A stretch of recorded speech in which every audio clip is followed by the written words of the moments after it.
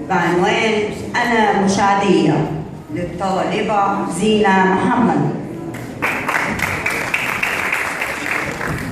بسم الله الرحمن الرحيم. محافظة الإسكندرية، إدارة الجمرك التعليمية، توجيه التربية المسرحية، مركز تنمية القدرات لعام 2014-2015 يقدم لكم زجل بعنوان أنا مساعدية، تأليف وأداء الطالبة زينة محمد رفعت، الصف الثالث الإعدادي.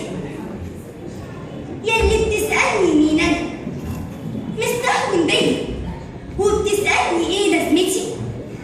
لو جاوبتك مش هيكفيني 100 سنة أشرح ضرورتي في الحياة وأثبت أهميتي. أنا زهرة حياتك وريحانة أسرتك، أملك في الحياة وونيسة وحدتك، معك في ضيقتك وسندك في شدتك. أنا أم وأخت حبيبة، أنا أم وأخت حبيبة وابنة في صحبتك. يبقى إزاي تستهون بيا وتقول عليا عادية ضيقة الأفق وكمان سطحية؟ لا مش هسكت، ومن اللحظة دي بقى لازم أحط حدودي وأثبت أهمية وجودي. وبرغم طول كفاحي وصمودي ما بقتش أستحمل إنكار وجودي.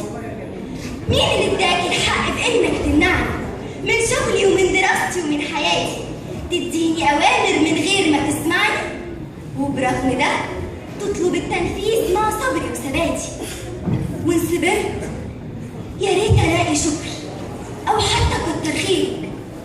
بقى عادي، ما في ملايين غيرك بأي حق تلغيني وتلغدوني، وأنا زهرة بتفتح بتموت جذوري، وغيابي ولا يفرق شيء عن حضوري في مجتمع ظالم جاحد وذكوري.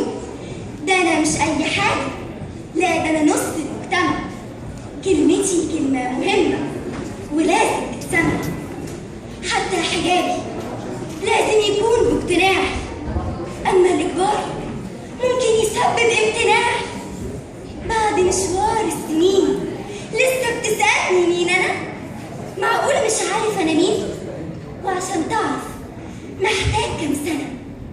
أنا أم منبع الحنان،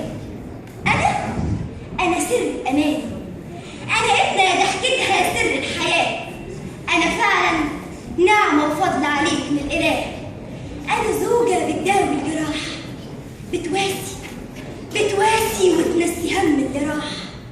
أنا أختي ليك سند والفرحة مفتاح. أنا فخر وأمل وكل سعادة ونجاح.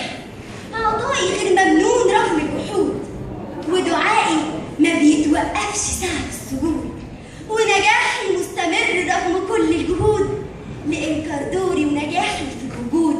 وياللي بتسألني مين أنا وبتقول على دوري خفيف، مش محتاجة أعرف لك نفسي، لأني ببساطة غنية عن التعريف.